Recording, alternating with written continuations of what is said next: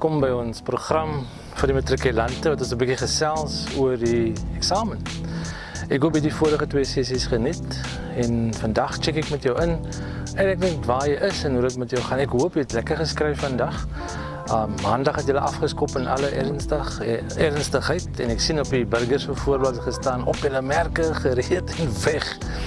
So as jy begin skryf het, dan hoop ek het goed gegaan. En ek hoop die tips wat ek vir jou gegee het so 'n bietjie gehelp. So ek wil baie vinnig met jou incheck en vir jou sê, daar word nog gereeld vir jou gebid. Ons dink aan julle. En as jy sleg geskryf het, ek altyd vir jou gesê, jy het altyd 'n kans om reg te maak. So ek check vandag met jou in met 'n baie vinnige storie, wat ek al baie vertel het en ek hoop hierdie storie gaan vir jou van waarde wees. Eendag was daar 'n potloodmaker en hy het potlode gemaak. En terwyl hy so die potlode pak in die boksie, om dit nou toe te maak of te verseël en dan in 'n groter boks te pak sodat dit kan versend word na winkels toe, het hy een van die potlode gevat en met die potlood 'n gesprek gehad. En ek wil hoop dat die waarde wat die storie ek nou gaan vertel, en ek gaan dit link met waarmee jy besig is met jou eksamen, en dat dit vir jou van groot waarde sal wees. Hy vat die potlood in sy hand en hy sê vir die potlood, jy het 'n baie skerp punt. Ek het jou lekker skerp gemaak, sodat jy jou merk moet maak in die lewe. Waar jy ook al gaan en wie se hand jy ook al mag wees, is dat jy jou merk sal maak. Ek wil vinnig 'n link maak en vir jou sê, weet jy, vanaf kleuterskool af tot in matriek, was jy 'n onderwyser se hande en jou ouers se hande. En hulle het jou gemaak, hulle het jou gevorm. En jy is nou in die proses om jou merk te maak. Baie van julle gaan potlode gebruik, baie van julle gaan penne gebruik. En terwyl jy skryf, is jy besig om jou merk te maak. So moenie vergeet om jou merk te maak nie. En weet jy nie, baie mense maak merke, maar dit is 'n gemors man. So as jy 'n merk maak en jy skryf 'n antwoord neer, maak seker is die regte antwoord. Jy kan nie nou verkeerde merk maak nie. As jy die regte merk maak deur die regte antwoord te skryf, dan maak dit die ou wat jou antwoord stel met merk. So werk baie makliker dat jy 'n reg merk kan maak agter die merk en die woorde en die antwoorde wat jy geskryf het. Maar hy sê ook vir die potlood, en hy wys na die uitveer spesifiek. Hy sê, daar gaan tye kom en jy gaan foute maak. Jy is baie keer, dan skryf ons verkeerde antwoord neer, maar dan kan ons weer uitvee. En dis die tweede kans in die lewe wat ons baie keer kry. Miskien het jy nie gister lekker geskryf nie. Ek wens dat jy 'n geleentheid nog sal kry om gister se foute wat jy gemaak het, vandag reg te kan maak. En baie keer in die lewe maak ons foute, ja. Ons het nie hard genoeg geleer nie, ons het nie ons beste gedoen nie. Maar ons kry nog 'n kans om môre en oormôre beter te doen. Jy het mos nog geleer uit jou foute en nou kan jy regmaak daar wat jy verbrou is.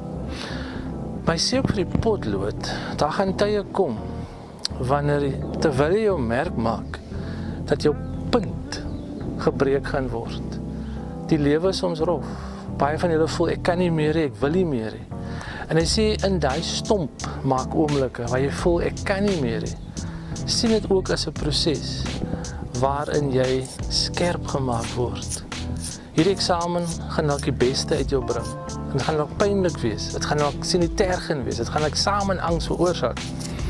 Maar dit gaan jou skerp maak sodat jy weer opnuut jou merk kan maak.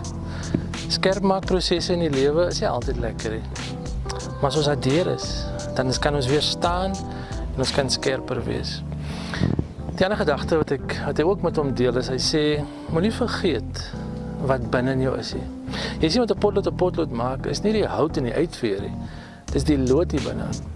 En daarom moet nooit vergeet wat jou ouers jou geleer het, die waardes wat jou onderwyser en almal in jou vasgelê het, die inligting, die kennis wat in jou vasgelê is. En nou is die tyd om dit wat hier binne in jou is, na buite te bring en jou merk te maak, jou ding te doen, dit waarvoor jy voorberei het.